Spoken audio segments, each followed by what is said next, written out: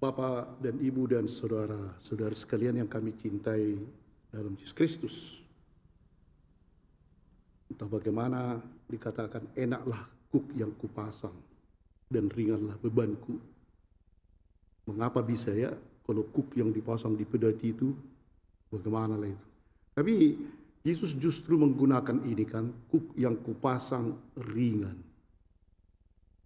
Antara kalau di dunia ya, bos lah kita katakan kan, bos dan staf atau bawahan, selalu bawahannya yang memikul beban, bos dengan tenang-tenang.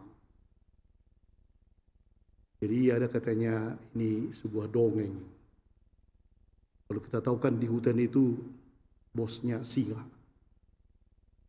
Jadi suka-suka singa ini, dia hanya tenang-tenang dan semua harus tunduk kepadanya. Sekali dia mengaum, makanan harus tersedia, begitulah katanya. Jadi ada serombongan monyet yang selalu takut kepada singa ini. Singa ini memang bos kita ya, tak bisa kita lawan. Tapi coba dulu sekali, siapa yang berani menarik ekornya? Lagi tidur dia. Aku, ada seorang monyet. Turunlah dia pelan-pelan, ditariknya sekuat-kuatnya ekor monyet ini, ekor singa ini. Wah, bos mengamuk. Dikejarlah monyet ini. Lompat dari sana, langsung terus. Makin dekat singa ini, tapi si monyet makin lincah dan makin jauh. Wah, nanti mati aku pula, jadi aku sarapan siang aja pikirnya. Kemudian, ada dilihatnya koran di situ. Terus melompatlah monyet ini, masih jauh singanya, pura-pura baca koran dia. Monyet, datang singa. Ada tadi kau lihat? Oh iya, yang menarik ekor bos ya. Memang, dari mana kau tahu? Apa sudah masuk koran? Iya. Kalau begitu, jangan tunjukkan koran itu ya. Nanti malu pula bos ya. Aman kau, dosa. Aman lah, padahal tak ada apa-apa kan. Jadi itu hanya cerita, pokoknya nama bos jangan sampai rusak. Kalau gitu aman semuanya.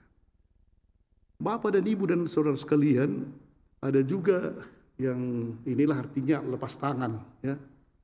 Kalau kami dulu waktu novis masuk prater, jadi yang biasanya hanya makan nasi, entah kenapa dibiasakanlah hari Minggu pagi makan roti. Rotinya suster yang buat, jadi pinggirnya itu keras. Jadi setiap hari Minggu asal sudah makan roti kami buat entah bagaimana lah kan, namanya yang biasa makan nasi tak pernah makan roti.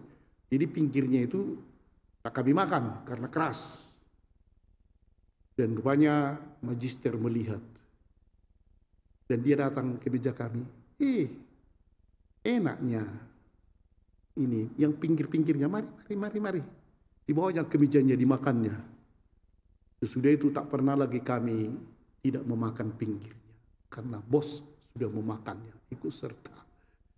Bapak dan Ibu, pada hari ini ada kata-kata yang sebenarnya kalau secara duniawi sulit kita terima ya. Pikullah kuk yang kupasang.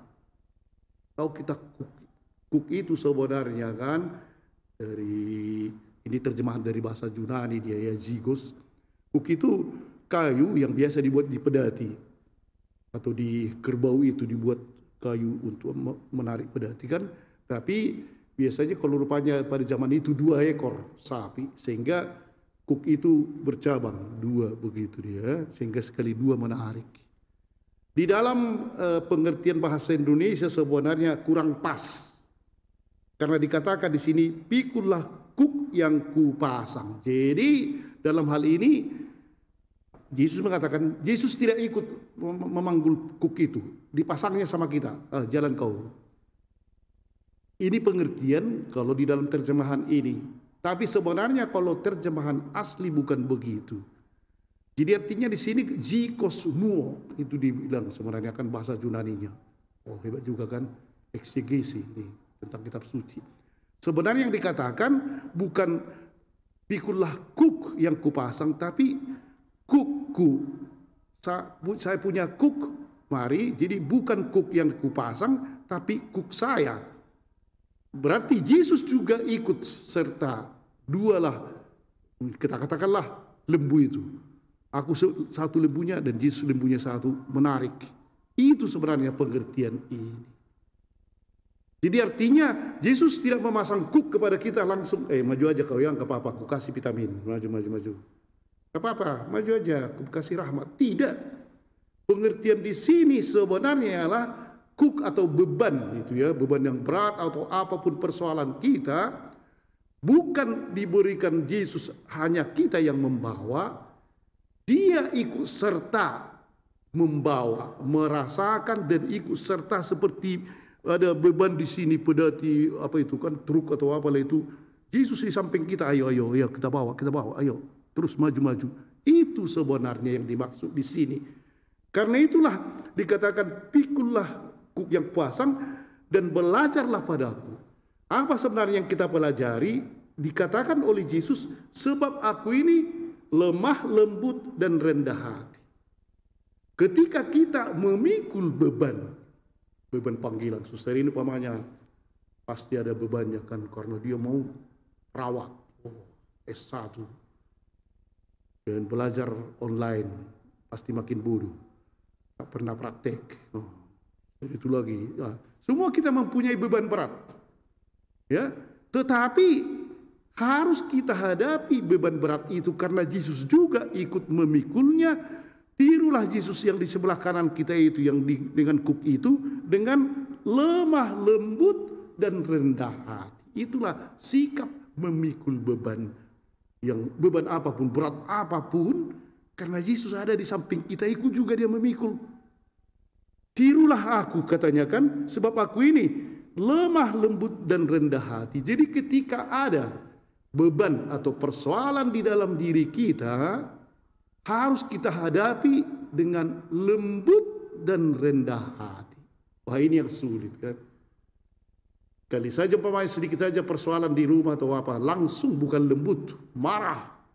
Siapa yang begini ini? Kalau umpamanya meja aja tergeser sedikit kan, bisa ibu-ibu marah kan. Nah, seorang kok untuk meja kok tuh sih. Apalagi kalau tetangga kita yang membuat kan, anjingnya aja lewat, bisa kita marah setengah mati. Memang kawi.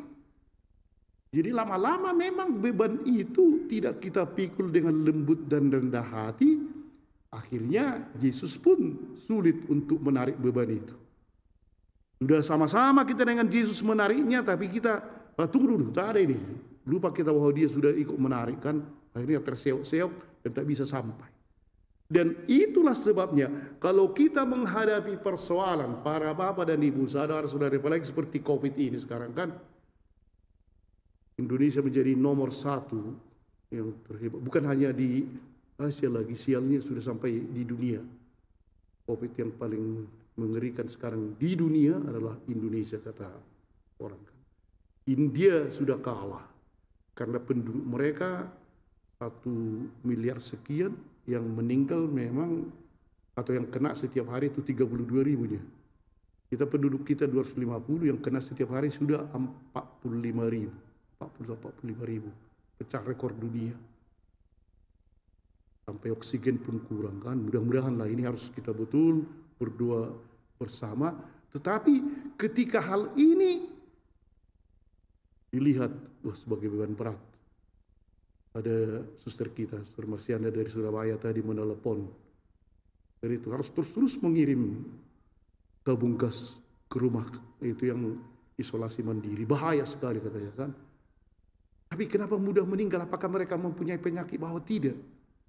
Hanya mereka ketakutan. Ketakutan dan akhirnya imun bisa akhirnya turun kan. Tapi sekiranya beban itu kita bawa dengan lemah lembut dan rendah hati, akibatnya ialah hatimu akan mendapat ketenangan. Para bapak dan ibu dan sekalian, ketika kita dilanda COVID ini, kita tidak bisa mengelak, kita harus menjaga diri memang, jaga protokol itu, kesehatan. Tapi ketika kita berada di dalam situasi itu, tidak boleh kita congkak dan mulai mengamuk dan mulai akhirnya menyalahkan negara atau siapapun. Justru katanya di sini, kalau kamu menerimanya dengan lemah lembut dan rendah hati, maka kita akan mendapat ketenangan. Sebab itu justru Yesus mengatakan, karena beban yang kupasang itu enak. Pula, karena ada dia di situ dan ringan adanya. Bapak dan Ibu, saya kira inilah pesan yang luar biasa pada hari ini dari Yesus kepada kita, khususnya dalam menghadapi COVID ini. Marilah Yesus ikut juga di tengah-tengah kita. Dan hadapilah dengan lemah lembut dan rendah hati, maka imun kita akan kuat dan akhirnya juga beban itu yang dipasang ringan dan enak adanya. Amin.